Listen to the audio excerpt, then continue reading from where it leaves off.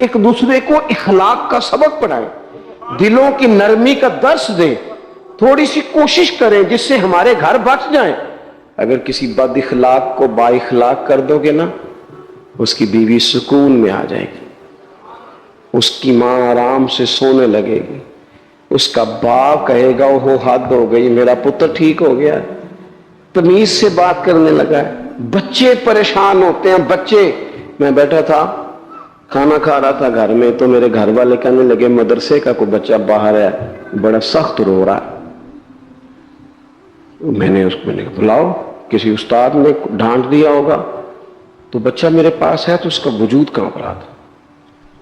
میں نے کہا پتر کیا ہوا؟ کہنے لگا پیر صاحب میری امی تے ابو کار فیر پہ لڑتے نے، کرو فون آیا ہے۔ تو میں نے کہا بیٹا پریشانی کی کیا بات ہے؟ کہنے لگے بڑی سخت لڑائی ہوتی ہے، میرے والد میری اماں کو مارتے، پھر ہم سارے بہن بھائی نا چار پائیوں کے نیچے چھپتے ہیں۔ تو وہ دور ہے اس وقت، تو 1.5 گھنٹے کا فاصلہ ہے، دور ہے میرا گھر، پر پتہ نہیں ہمارے گھر کیا ہو جائے گا۔ پیر صاحب آپ دعا مانگے نا، آپ دعا کریں نا، اس بچے کی کیفیت اور اس کے اوپر چھائی ہوئی آزمائش اور اس کے طبیعت میں، میں اسے دیکھ کے میرے آنسو نکل گئے۔ کچھ دنوں کے بعد میں نے اس کے باپ کو بلایا، میں نے کہا خدا کے بندے، تیری انا اور تیری بیوی کی انا اتنی سخت ٹکراتی ہے کہ تیری اولاد پیس کے رہ گئی، کاش تو رسول اللہ کی اس صفت سے آگاہ ہوتا کہ خدا کے بندوں کو معاف کر دو، اللہ تمہیں معاف فرما دے گا۔ کاش تمہارے اندر وہ کیفیات ہوتی۔ تمہارے بچے میلوں دور رہ کے بھی تڑپتے ہیں کہ جانے گھر، کیوں؟ اس لیے کہ گنجائش نہیں دلوں میں، کوئی اخلاقی تعلیم نہیں۔ ہم نے اپنے گھروں کو خود اپنے ہاتھوں سے اتنا آزمائش کا گھڑا بنا لیا ہے، لڑائیاں جھگڑے مصیبتیں، کیوں؟ کہ پیسوں کی تو تبلیغ روز ہوتی ہے کہ کمانے چاہیے، مال کی تبلیغ تو روز ہوتی ہے، درد نہیں بٹتا، اخلاق کی بات نہیں ہوتی۔ او سجنوں، ہمارا غریب گھر تھا، اور میرے ابا جی جب گندم کا سیزن ختم ہوتا گھر میں لے کے آتے تو ہمارے گھر کے سین میں کھڑے ہو کے فرماتے لو پتر کسے دا گھر وال نہیں تکنا، میں دانے پاتے نے پھڑو لیتے تھے تو اڈی ماں نے اچار پا دیتا ہے، آپ پرواہ نہیں۔ اس سادگی کے ساتھ، اس آسانی کے ساتھ گزارا ہوتا تھا۔ میں نے ایک دفعہ کہا، میں نے کہا ابا جی لوگ بڑا بڑا پیغام دیتے ہیں پیسے کماؤ پیسے، آپ نہیں دیتے پیغام، چلیں یہ بتانے کوئی شے پسند نہیں کھانے میں؟ کہنے لگے بیٹا بھوک لگی ہو تو ہر شے پسند، نہ لگی ہو تو نخرا ہی نخرا، اگر طلب ہوگی تو یہ بھی تمہیں نفع دے گا، لیکن اپنے گھر میں سکون رکھنا، اطمینان رکھنا۔ اور اگر کوئی بندہ گناہگار نظر آئے تو اس پر تنقید نہ کرے، تنقید نہ کرے، مجھے صحیح بتانا، دل پہ ہاتھ رکھ کے۔ خدا نہ خواستہ کسی کا بچہ بچی معاذ اللہ، اللہ بچائے سب کو، بگڑ جائے تو کیا وہ چوک میں کھڑے ہو کے چسکے لے لے کے بتائے گا کہ بچہ میرا بگڑ گیا؟ بولو، سارے بولو جلدی سے۔ تو پھر پڑوسیوں کا بچہ بگڑا ہے تو پھر چسکے کیوں لیے؟ گلی میں کسی کی بیٹی سے معاذ اللہ خدا نہ خواستہ کوئی ایسی غلطی ہو گئی تو جگہ جگہ باتیں کی، تیاں سانجیاں نہیں ہوندیاں۔ اپنے بچے کے بارے میں جب تو کہتا ہے چھپ جائے بات، دیکھنا۔ حضرت سیدنا جنید بغدادی کہتے ہیں میرے ماموں تھے حضرت سری سختی، میں اپنے ماموں سے ہی بیعت تھا، انہی کی خدمت میں رہتا تھا۔ فرماتے ہم جا رہے تھے، ایک دن انہوں نے چھڑی پکڑی ہے، ایک ہاتھ میں مجھے تھاما، تھوڑا آگے گئے تو رش تھا، چند لوگ کھڑے تھے، تو حضرت سری سختی مجھ سے کہنے لگے جنید دیکھ تو صحیح رش کیوں ہے؟ تو میں گیا تو ایک نوجوان شراب پی ہے، معاذ اللہ نشے میں دھوت لیٹا ہے، ارد گرد لوگ کھڑے، اور وہ چونکہ پوری طرح اس پر نشہ غالب ہے تو اول فول باتیں کر رہا ہے، لوگ بھی اس کے ساتھ جو ہے وہ ہنسی مذاق کر رہے ہیں، اس کا مذاق اڑا رہے ہیں، رش ہے۔ میں نے آ کے کہا حضور دفع کریں، ایک شرابی لیٹا ہے، لوگ بھی مذاق اڑا رہے ہیں اور بس ایسے شغل لگا ہوا ہے۔ سارے لوگ تماشبین نہیں ہوتے۔ حضرت فرمانے لگے نہیں جنید ایسے کیسے چلے جائیں، چل نہ مجھے لے چل۔ کہتے ہیں بوڑھے شیخ، ہاتھ میں نے تھاما تو وہاں لے گیا، حضرت نے لوگوں کو ڈانٹا چلو دوڑو، पुराने जमाने में लोग बुजुर्गों की हया करते थे, सब लोग वहां से छट गए। कहते हैं मुझे फरमाने लगे, जुनेद जा प्याले में पानी ला। कहते हैं मैं एक प्याले में पानी भर के लाया। उन्होंने अपने बूढ़े हाथों से उसका मुंह धोया, उसके चेहरे पे पानी डाला, उसका मुंह साफ किया, फिर उसे खड़ा किया, उसे घर भेजने को कहा। कहते हैं वो वहीं एक कोने में साइड पे हो गया तो हजरत ना मुंह धो के ना थोड़ी देर चुप कर गए। फिर गुजरे तो उनकी आंखों में जोर जोर से आंसू टपके और हाथ उठा के कहने लगे, मालिक मैं तेरा कमजोर बंदा हूं, मैं मुंह धो सकता था, मैं दिल तो नहीं ना धो सकता। जो मेरे इख्तियार में था मैंने कर दिया, बाकी तू मुकल्लिबुल कुलूब है, कर न करम। ये किसी माँ का बेटा है, किसी खातून का शौहर है, ओ भाई जो नशे पे लग जाए उनके बच्चे बाप के होते होते यतीमों जैसी जिंदगी गुजारते हैं, लोगों के मांग के कपड़े पहनते हैं। किसी ने कहा था अगर दुश्मन से ज्यादा बदला लेना हो तो उसे कत्ल न करो, नशे पे लगा दो।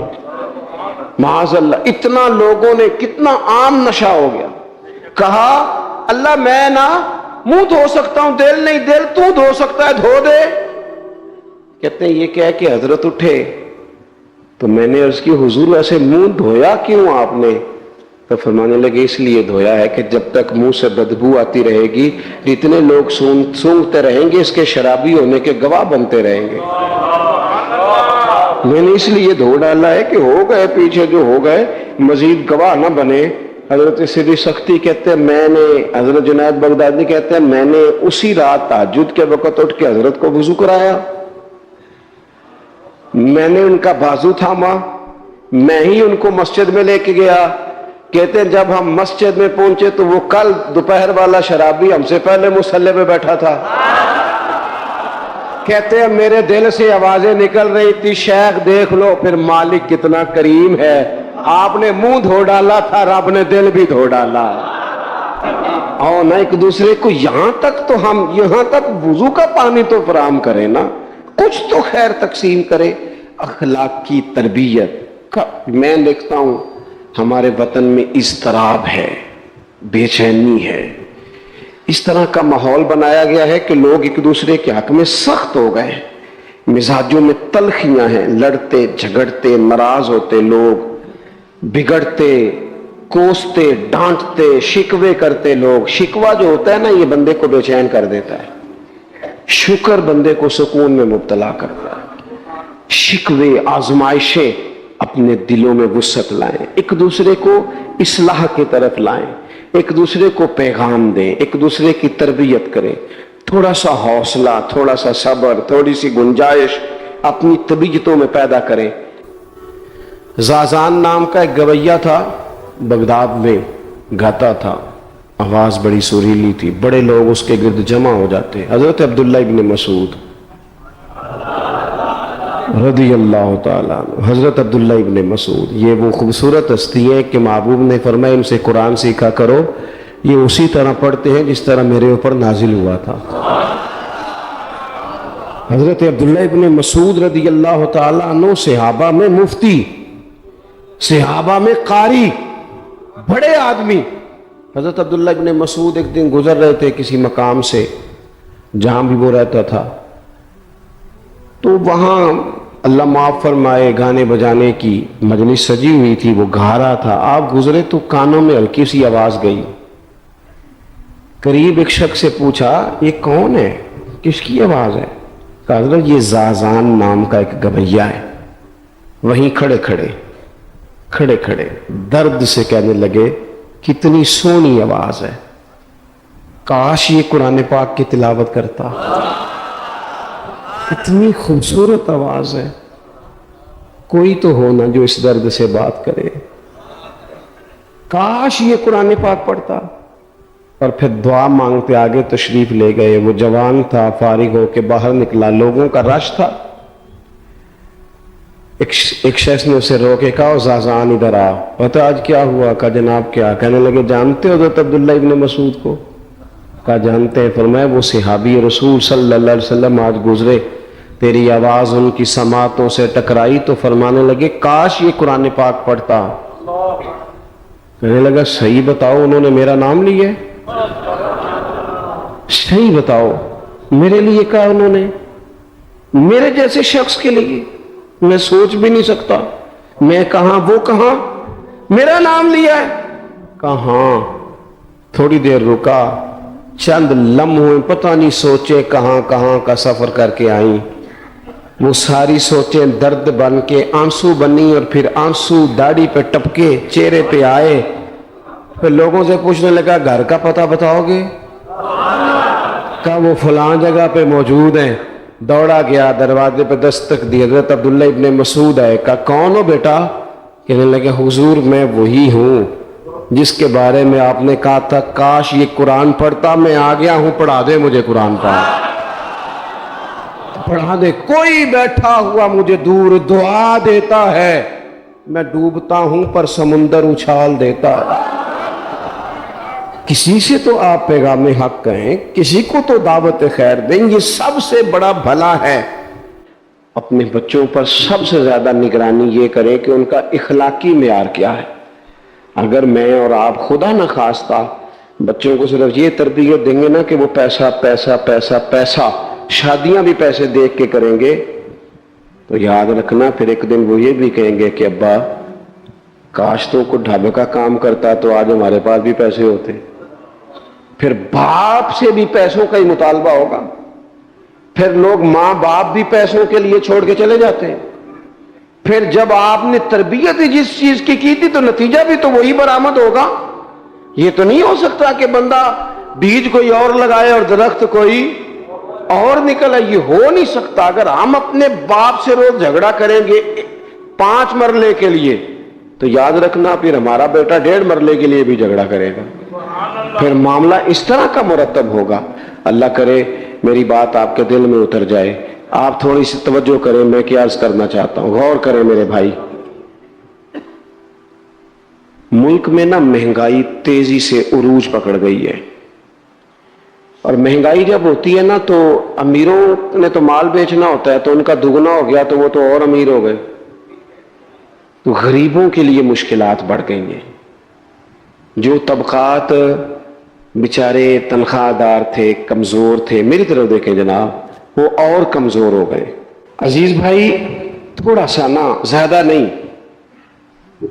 3 लोग मिलकर एक गरीब आदमी का ख्याल तो रख ही सकते हैं ना। लेकिन गरीबों से भी अर्ज करूंगा, सहारा बंदों को नहीं बनाया करते, सहारा रब रसूल को बनाया करते।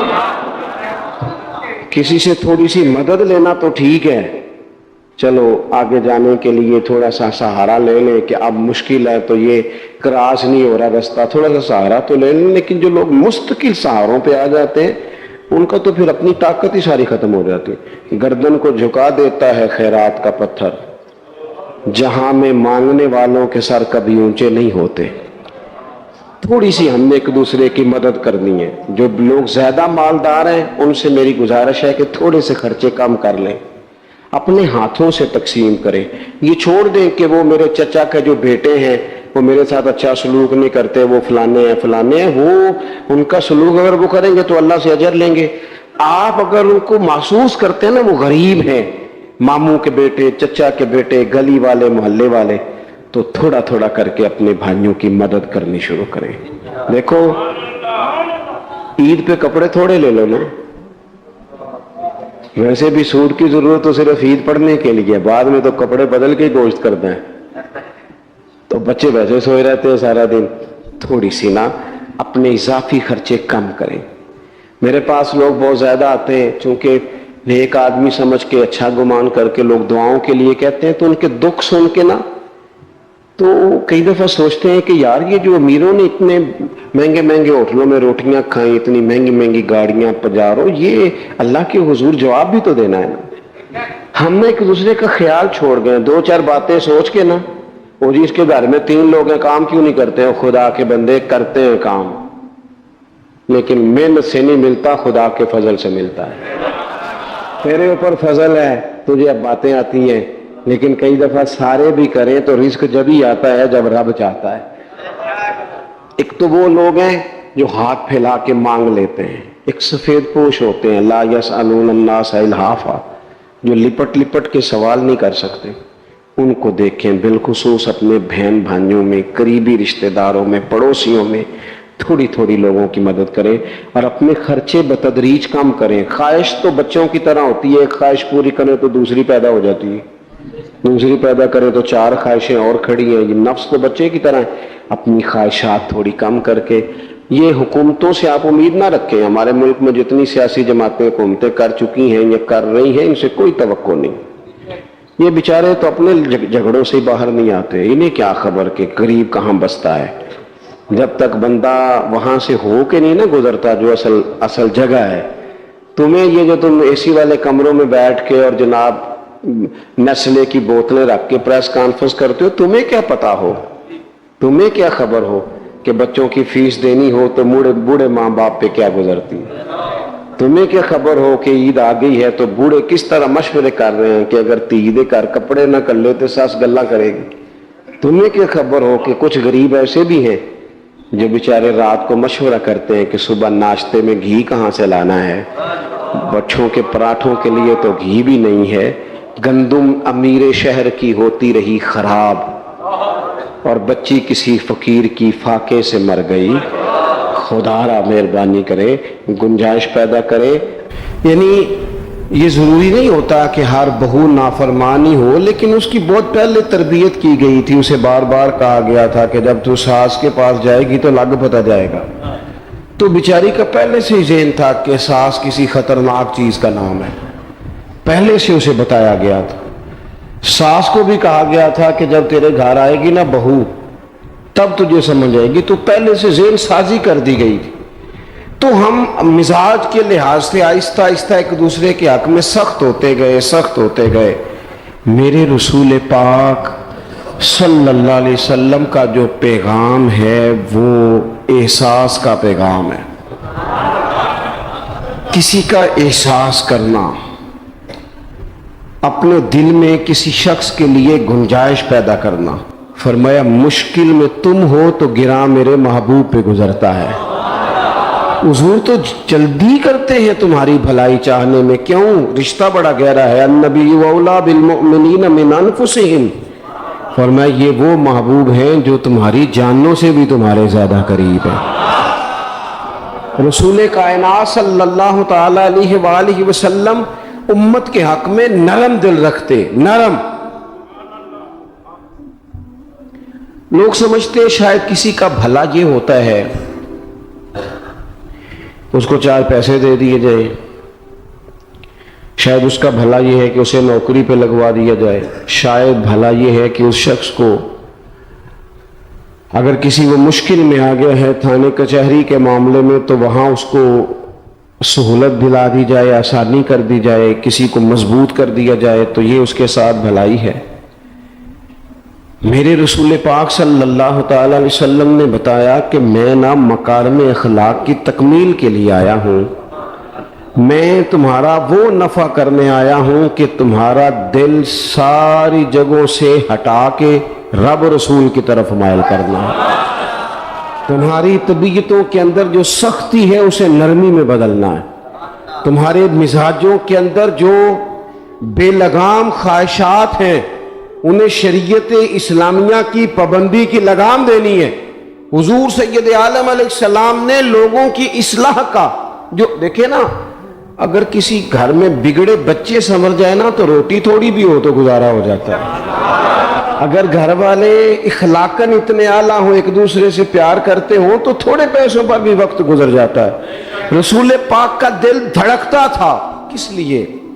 صرف اس لیے نہیں کہ لوگوں کو نوکریاں مل جائیں، مال مل جائے، لوگ جو ہیں ان کے گھر کشادہ ہو جائیں، بلکہ حضور کا دل دھڑکتا تھا کہ لوگ دوزخ سے بچ جائیں، جنت کی طرف ان کا سفر ہو جائے، ان کے دلوں سے حسد کو، تکبر کو، غرور کو، انا کو، خود پسندی کو، عجب کو نکال دیا جائے۔ یتلو علیکم آیاتنا ویزکیکم، ان کا تزکیہ کر دیا جائے، دل صاف کر دیے جائیں۔ عزیز بھائی یاد رکھیے گا، حضور سید عالم علیہ السلام درد دل کے ساتھ دعوت دیتے لوگوں۔ 10 دن حضور نے طائف میں قیام کیا ہے، ایک بندے نے بھی کلمہ نہیں پڑھا, الٹا انہوں نے روڑے مارے, تکلیف دی. حضور واپس آ رہے ہیں, صحابی ساتھ ہیں, باغ میں بیٹھ گئے. اتنی صحت مبارک پر انہوں نے معاذ اللہ تعالیٰ سنگ باری کی کہ خون مبارک بہ رہا ہے. فوراً عرض گزار ہوئے, یا رسول اللہ صلی اللہ علیہ وسلم آپ دعا کر دیں یہ تباہ ہو جائیں. فرشتہ بھی حاضر ہو گیا, حضور آپ دعا کریں یہ تباہ ہو جائیں. لیکن محبوب کے دل میں نرمی ہے نا امت کے لیے, اگرچہ یہ ساری امت دعوت ہے اس وقت, پر اس وقت بھی نرمی ہے. محبوب کریم علیہ الصلوۃ والسلام نے ہاتھ اٹھائے. صحابی کہتے ہیں میرے دل میں خیال آیا اب یہ تباہ ہو ہی, میری طرف دیکھیں جی, اب یہ تباہ ہو ہی جائیں گے, اب کوئی نہیں بچا سکتا انہیں تباہ ہونے سے. لیکن حضور نے کیا کہا اے اللہ انہیں ہدایت دے دے, انہیں پتہ ہی نہیں یہ کیا کر رہے ہیں. فوراً عرض کی یا رسول اللہ ایک نے بھی کلمہ نہیں پڑھا, ایک نے بھی کلمہ نہیں پڑھا. کبھی پتھر مارنے کے والے کے لیے بھی دل میں احساس ہوتا ہے. ہمیں تو کسی نے کچھ بھی نہیں کہا, کوئی گالی نہیں دی, کچھ نہیں کہا, پر ہم سخت کیوں ہیں بھلا؟ وہ ہمارے پیچھے نہیں چلتا ہاتھ باندھ کے, جی میں ہاں نہیں ملاتا, ہمارا دل اس کے لیے سخت ہے. دو ہی تو بندے ٹھیک ہے دنیا میں, ایک میں ٹھیک ہوں اور ایک جو میری ہاں میں ہاں ملائے پوری وہ ٹھیک ہے. دونوں ہاتھ باندھ کے پیچھے چلے, تیسرے کو میں کیسے ٹھیک ہونے دیتا ہوں؟ میرا مزاج ہی نہیں. اللہ ماشاءاللہ ہماری طبیعت ہی نہیں ہوتی ایسی. خدا کے بندو جب دل کشادہ ہو, طبیعتیں کھلی ہوں, پھر اس طرح کا تھوڑی مزاج ہوتا ہے. کریم محبوب صلی اللہ علیہ وسلم سے عرض کی حضور ایک نے بھی نہیں کلمہ پڑھا اور پھر بھی آپ کے دل میں اتنی وسعت ہے, آپ ہدایت کی دعا کر رہے ہیں. 10 دن لگائے ایک شخص بھی نہیں آ رہا. تو محبوب کیا فرمانے لگے؟ کریم فرمانے لگے مجھے پتہ ہے انہوں نے تکلیف دی ہے, ایک نے بھی کلمہ نہیں پڑھا, جلدی نہ پریشان ہو جایا کریں. کچھ لوگ جلدی کچے جملے بوئے, ساڈی قوم نہیں ٹھیک ہو سکتی جی, ایسا لگتا کچھ نہیں ہو سکتا دی, یہ نہیں ٹھیک ہو سکتے, فلانے نہیں ٹھیک ہو سکتے. شکوہ ظلمت شب سے تو کہیں بہتر تھا, اپنے حصے کی کوئی شمع جلاتے جاتے. اللہ کے حبیب صلی اللہ علیہ وسلم سے عرض کی یا رسول اللہ صلی اللہ علیہ وسلم ایک بھی نہیں مانا اور آپ نے پھر ہدایت کی دعا کی. تو یہ میرے محبوب کا امید کا طریقہ ہے. کریم فرمانے لگے اگر آج یہ نہیں مانتے تو پھر بھی تباہی کی دعا نہیں کرنی, یہ نہیں مانتے تو ان کی آنے والی نسلیں مان جائیں گے لوگ. اپنے دل میں جب آپ نرمی لے آتے, ہمارے نا سینکڑوں نوجوان گناہوں میں چلے گئے ایک علاقے سے. جو آدمی گناہ میں مبتلا ہوتا ہے نا وہ سخت تکلیف میں ہوتا ہے. انسان کو جو چیز سب سے زیادہ ستاتی ہے وہ اس کی اپنی غلطیاں ہوتی ہیں. حدیث میں فرمایا ما حاک فی صدرک, کھٹکتا ہے سینے میں, چبھتا ہے گناہ.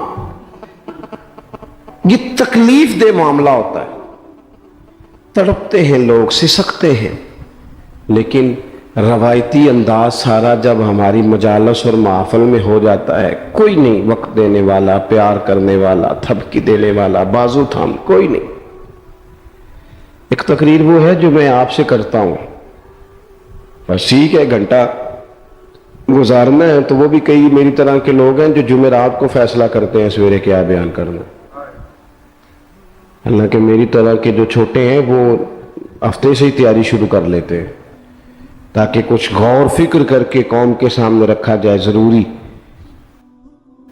اب ایک تقریر میں آپ سے کرتا ہوں, سمجھانے کے لیے عرض کرتا ہوں. ایک تقریر ایسی ہے جو خطیب صاحب آپ سے کرتے ہیں اور خدا نخواستہ اللہ تعالیٰ معاف کرے صرف سمجھانے کے لیے, اگر ان کو پتہ چل جائے کہ ان کا بیٹا کسی غلطی میں مبتلا ہو گیا تو پھر بھی اسی طرح ہی داد و تحسین کے لیے لش پش کر کے تقریر ہوگی. نہیں, پھر یہ انداز نہیں ہوتا. پھر تو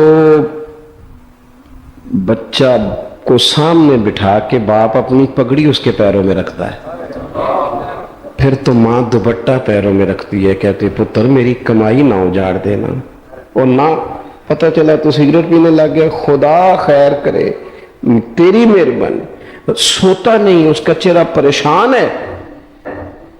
اب بات آئی ہے نا، اب یہ وقت آیا تبلیغ کا، اصلاح کا. اسے منت کر کے سمجھایا، اس کو گزارش کی. اس نے کہا ابا جی غلطی ہو گئی تھی، آئندہ نہیں کرتا. پوری اس نے تسلی دی، پھر بھی نہیں سوتا. بچہ تو وعدہ کر کے چلا گیا، پھر بھی نہیں سویا. وہ اپنے کمرے میں چلا گیا اور اس نے مصلی بچھا لیا. کہا یا اللہ یہ میری عمر کی کمائی ہے، مالک اسے ہدایت دے دے. او بھائی جب تو اس انداز میں ملت کے ہر بیٹے کی اصلاح کرنے لگے گا، اور اس سے مراد صرف خطیب واعظ ہی نہیں، حضور نے ہم سب کے ذمہ لگایا تھا بلغ عنی ولو آیا.